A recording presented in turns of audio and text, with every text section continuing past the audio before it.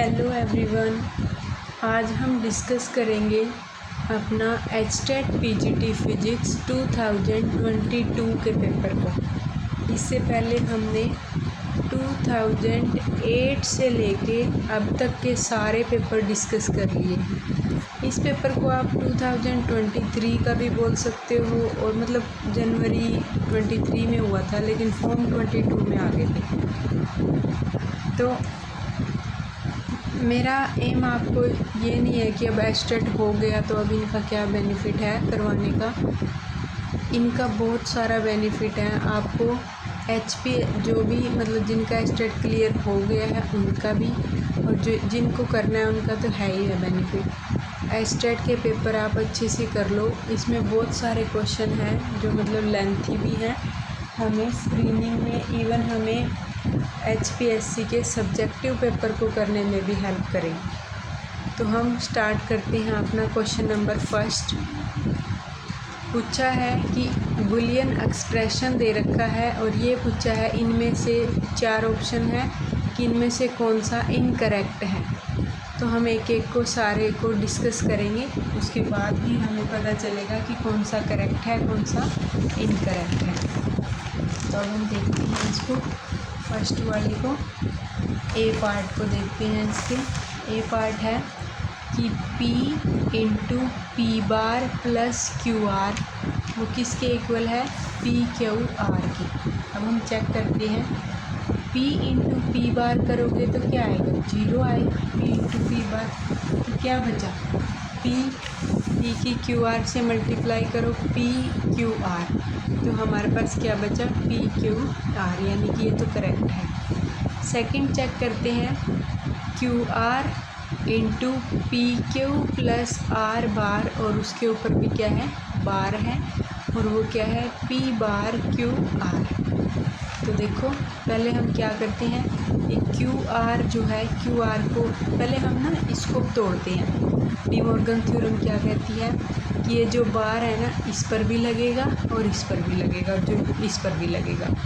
जब बार को इस पर लगेगा प्लस पर तो वो उसको डॉट बना देगा, इस पर लगेगा पी क्यू का बार, आर का एक बारी तो पहले से या एक बारी और होएगा तो आर का डबल बार यानी कि आर हो जाएगा। अब हम देखते हैं ये क्यू आर है और इसको भी सेपरेट सेपरेट लिख लेंगे। फिर से डी मॉर्गन थ्योरम लगाओ, देखो पी बार पे क्यू बार पे यहाँ डॉट है, डॉट पर लगेगा तो डॉट का प्लस हो जाएगा। तो क्यू आर पी बार प्लस क्यू बार और इनटू में क्या है, आर है।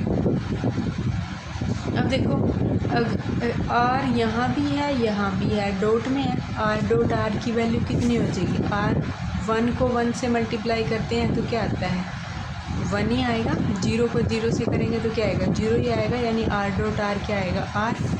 और यहाँ देखो ये है मेरा क्यू बार और ये क्या है, क्यू। तो जब क्यू 1 इंटू 0 करेंगे तो वो क्या आ जाएगा, 0 आएगा।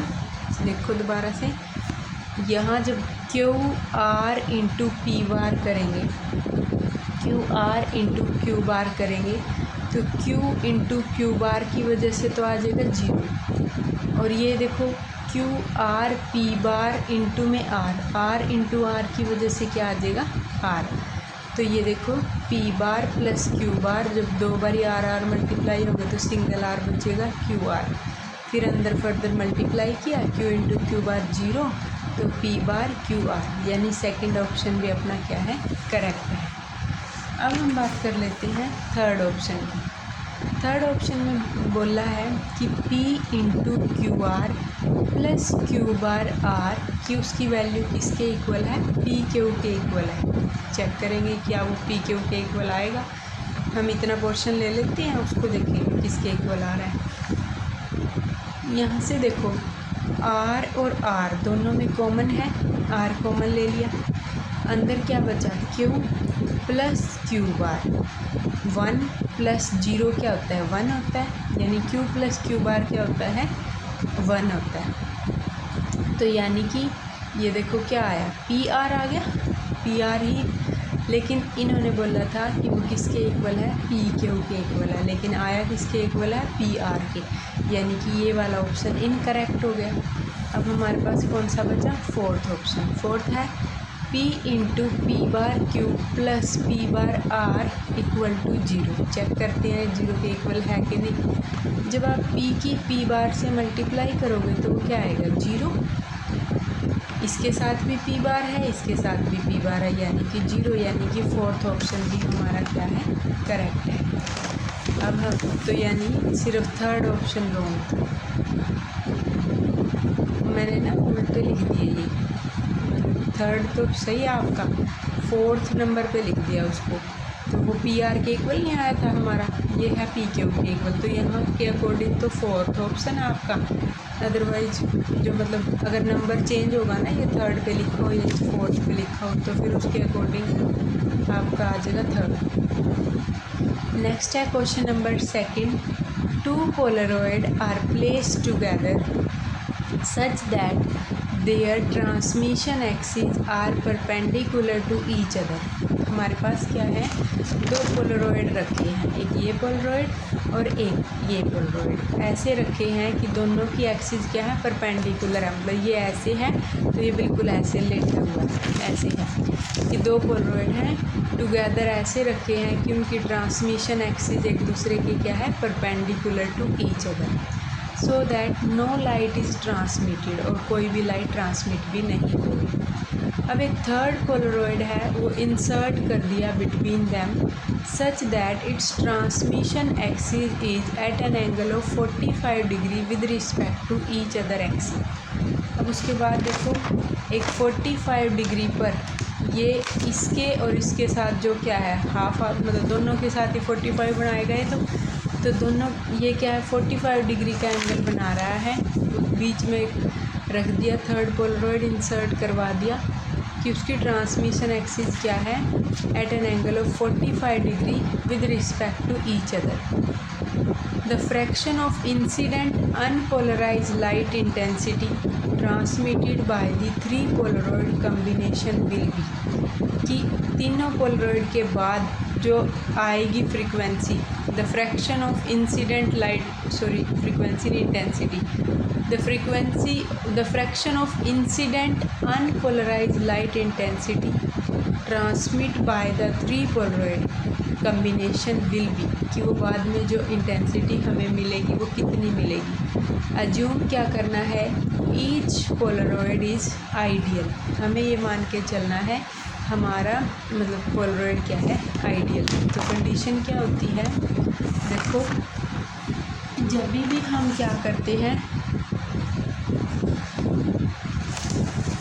जब भी हमें क्या करना होता है, आइडियल केस में इंटेंसिटी फॉल करती है किसी पोलरॉइड पर, तो जो हमें मिलेगी वो उस इंटेंसिटी का हाफ हो जाता है, I0/2 हो जाता है। तो यानी कि मान लो हमने इंसिडेंट करवाई I0, स्टार्टिंग में क्या थी, I0 थी, यहाँ से फॉल होने के बाद हमें मिल गई मान लो I1 की वैल्यू क्या है, हाफ होगी I0/2। वैसे भी मेलस लॉ के अकॉर्डिंग आया, मेलस लॉ का फार्मूला क्या है, I0 cos स्क्वायर थीटा।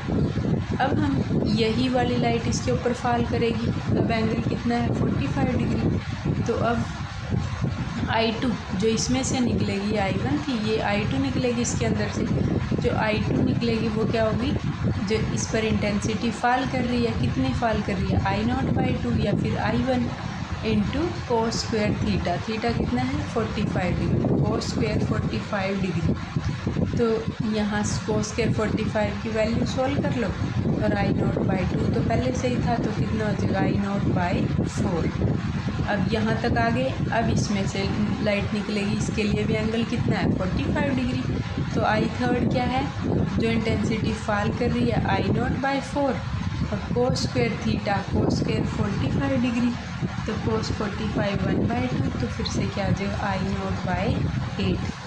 अब रेशियो पूछी थी इंसिडेंट वाली और कम्बिनेशन में से जो बाद में निकली, I3 निकली है सबसे लास्ट में कंबाइन करके, I3 की और इंसिडेंट इंटेंसिटी का फ्रैक्शन पूछा था, तो I3/I0 वो कितना हो गया, I0 1/8, जिसको हम लिख सकते हैं 1/2 की क्यूब, तो ये आ गया 1/2 का क्यूब।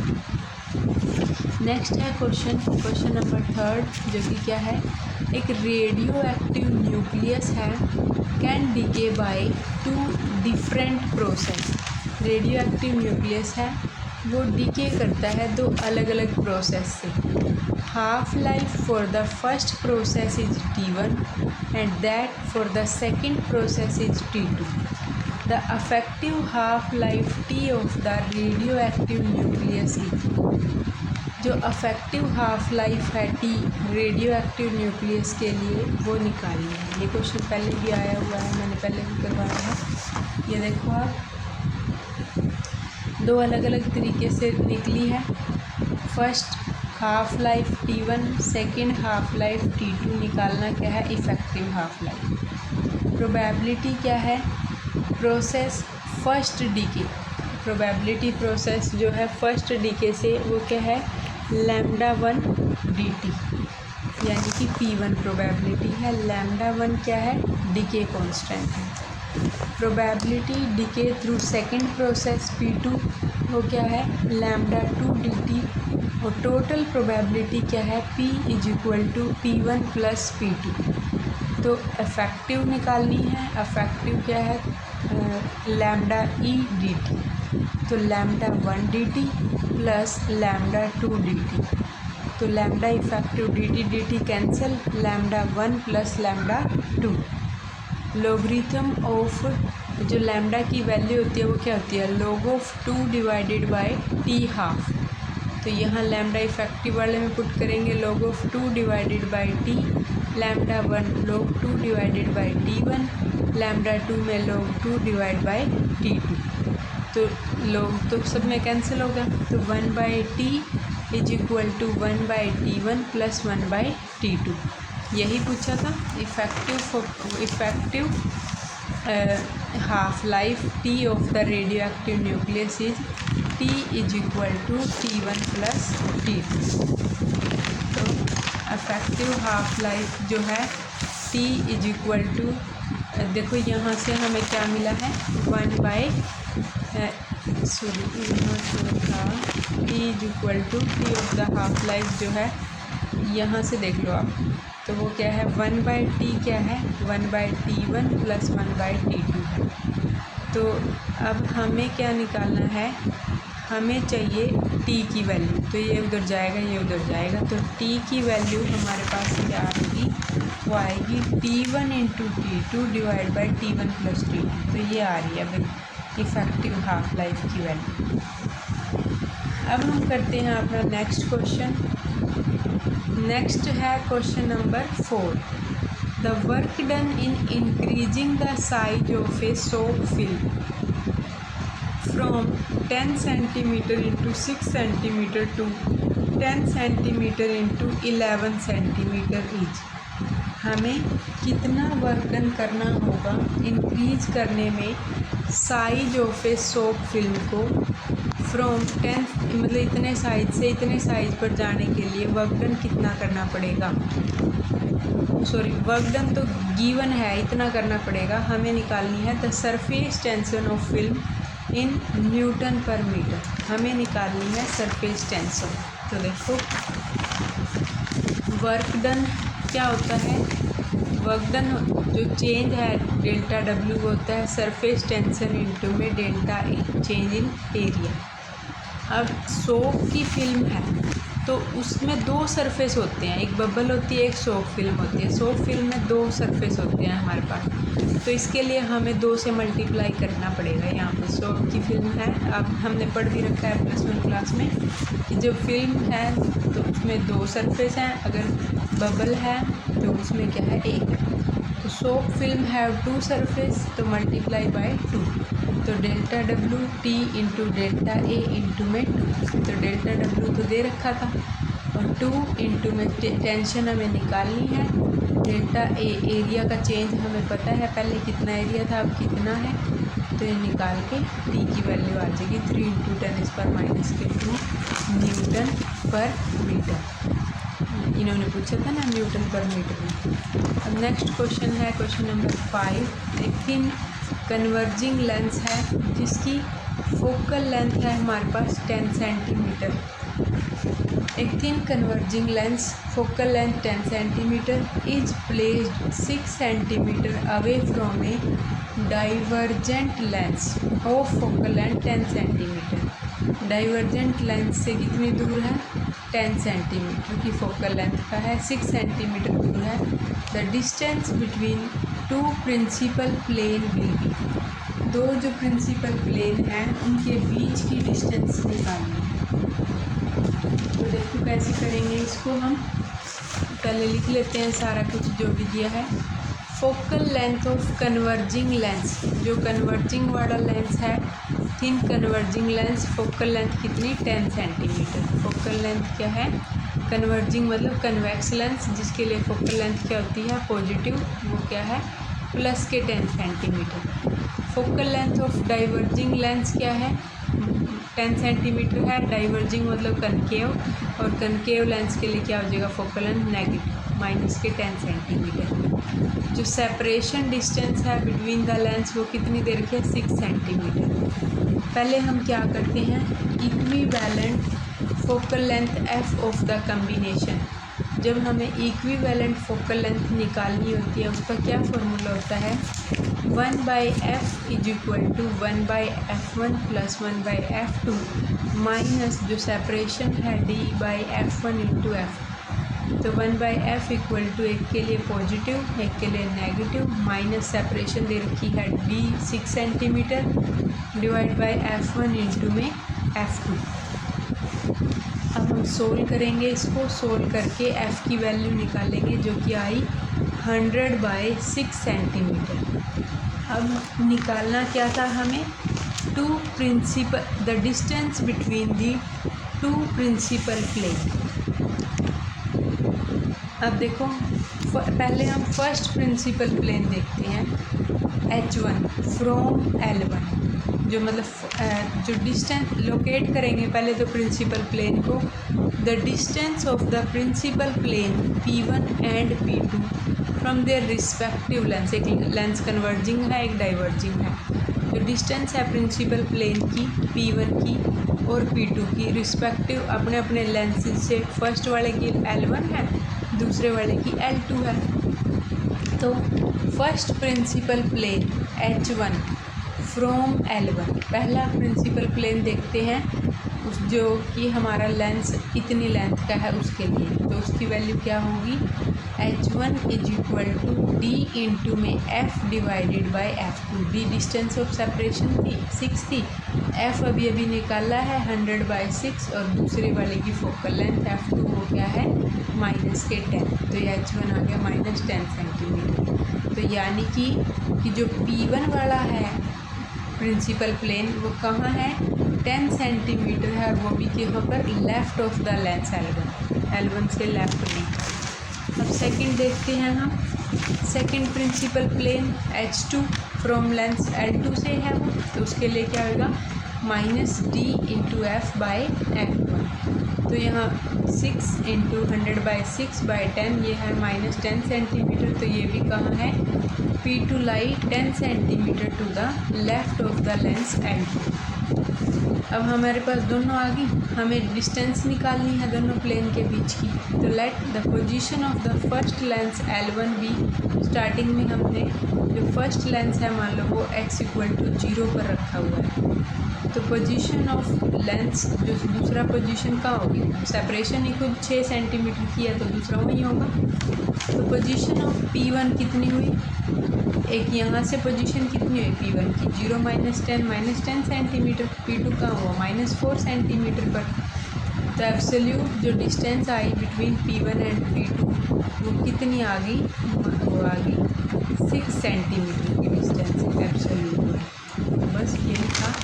थोड़ा सा घुमा रखा था क्वेश्चन को, इतना मुश्किल नहीं था. इसको कर लेना आप क्वेश्चन को. अच्छा क्वेश्चन है. नेक्स्ट है question number 6. The kinetic energy of 1 mole of an ideal gas is equal to 3/2 RT. Then value of CP. जो काइनेटिक एनर्जी है 1 मोल आइडियल गैस की वो इतनी है. हमें क्या निकालनी है? CP यानी कि स्पेसिफिक हीट निकालनी है, और वो भी कहाँ पर? कांस्टेंट प्रेशर पर। तो सिंपल सा क्वेश्चन है, बस इसमें क्या करना है, CV क्या होता है, specific heat at constant volume का क्या फार्मूला होता है, DE/dt।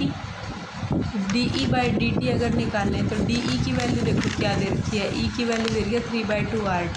अगर DE/dt निकालें तो क्या हो जाएगा 3/2R, तो यह हो जाएगा 3/2R यानी 1.5R। CV निकल गया। एक रिलेशन होता है CV/CP में, CP is equal to CP minus CVR होता है, यानी CP equal to CV plus R।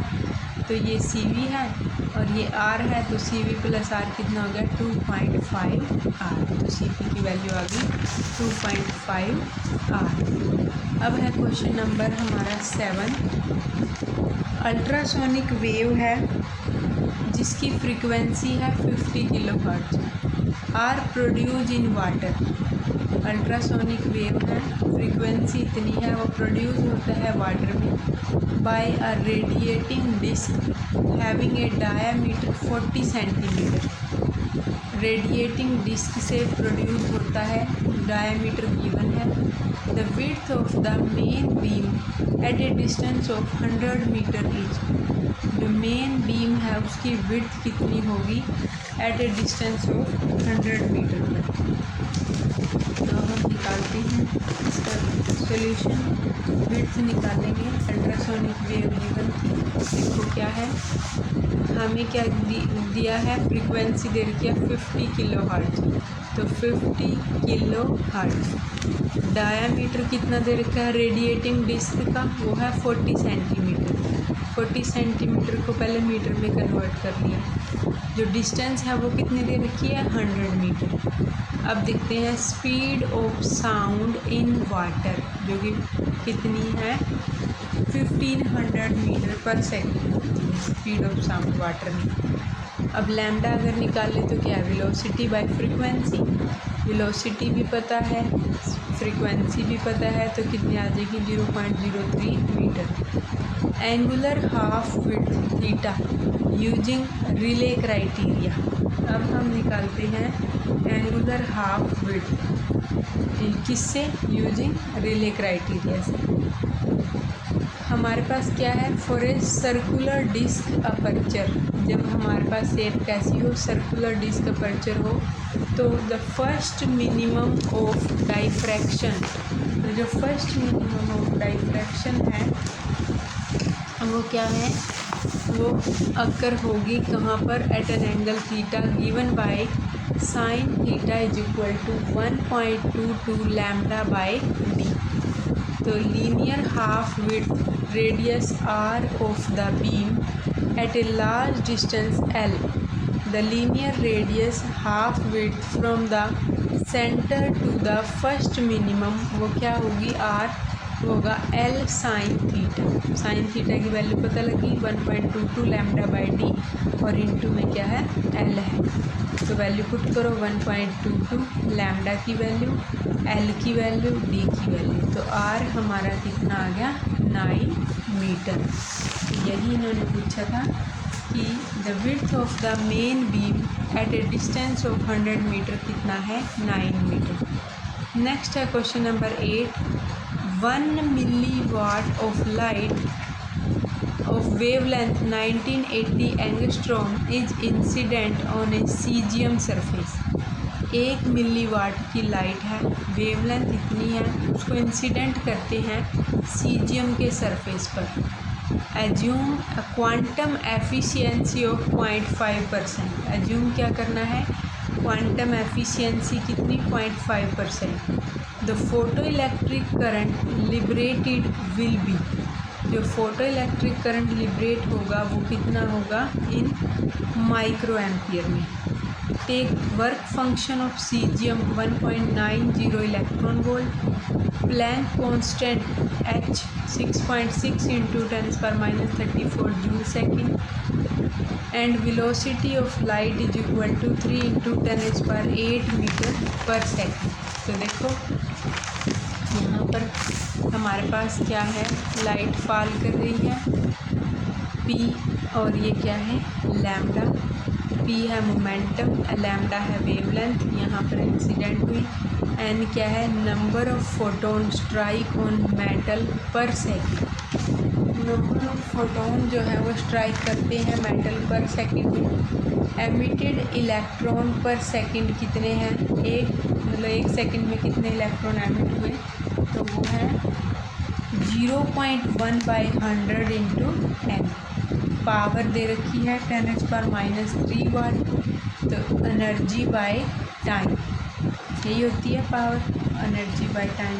तो एनर्जी क्या होती है, NH न्यू, न्यू की वैल्यू क्या होती है, C/λ। तो सारी वैल्यू पुट कर दो, यहाँ से पावर की वैल्यू 10⁻³ वोल्ट, इधर से एनर्जी की वैल्यू क्या होती है NH न्यू/λ। सारी वैल्यू पुट करेंगे और हमारे पास क्या आ जाएगा, एमिटेड इलेक्ट्रॉन पर सेकंड, एमिटेड कितने इलेक्ट्रॉन पर सेकंड में वो भी पता चल गया। और यहाँ से सोल्व करके आ गया 9.96 इंटू 10⁻10। अब देखो हमारे पास क्या है, एमिटेड इलेक्ट्रॉन पर सेकंड 0.5 / 100 थे। अगर इसको आप इलेक्ट्रॉन से मल्टीप्लाई करोगे तो 0.5/100 इंटू n इंटू में इलेक्ट्रॉन से मल्टीप्लाई, तो 0.5/100 इंटू में n की वैल्यू क्या आई है 9.96 इंटू 10⁻10 और इंटू में इसको 1 इलेक्ट्रॉन से मल्टीप्लाई कर लिया, तो हमारे पास क्या आ गया, तो ये आ गया total 0.8। Work function of caesium given था हमें, Planck constant, velocity of light, तो फोटो इलेक्ट्रिक करंट जो लिबरेट हुआ माइक्रो एम्पियर में वो कितना हुआ 0.8। नेक्स्ट है question number 9। Mean free path of a molecule in gas increase and the number of collision per unit volume decrease with the lowering of pressure. कि जो mean free path है molecule का gas में वो increase करता है, number of collision per unit volume decrease करते हैं with the lower of pressure. तो देखो क्वेश्चन नंबर 9 को, इसमें ना मतलब ऑप्शन थे कि ये ठीक है या ये ठीक है। तो पहले मीन फ्री पाथ के बारे में देख लो क्या क्या सही है। Mean free path of a molecule depend upon the number of molecule per unit volume and the cross section of the molecule. Next है mean free path of molecule in a gas increase and the number of collision per unit volume decrease with the lowering of pressure. तो decrease करेगा with the lower of pressure. Lambda की value क्या है 1/√2 πd² n।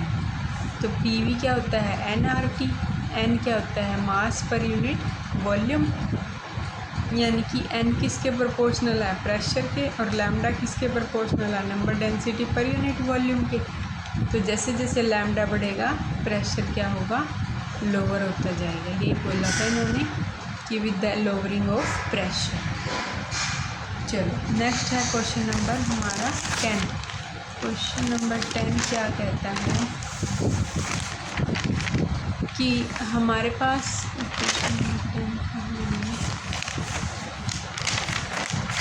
A thick rope of length L is hanging from the ceiling of a room. एक rope है length L की, वो क्या की हुई है हैंग कर रखी है सीलिंग ऑफ द रूम से। If y and rho are respectively the Young modulus and density of material. y Young modulus है, रो डेंसिटी है, तो material its increase in length due to own weightage. तो उसका increase in length बताना है उसके wait की वजह से। तो देखो क्वेश्चन नंबर 10 का सॉल्यूशन हमारे पास देखो क्या है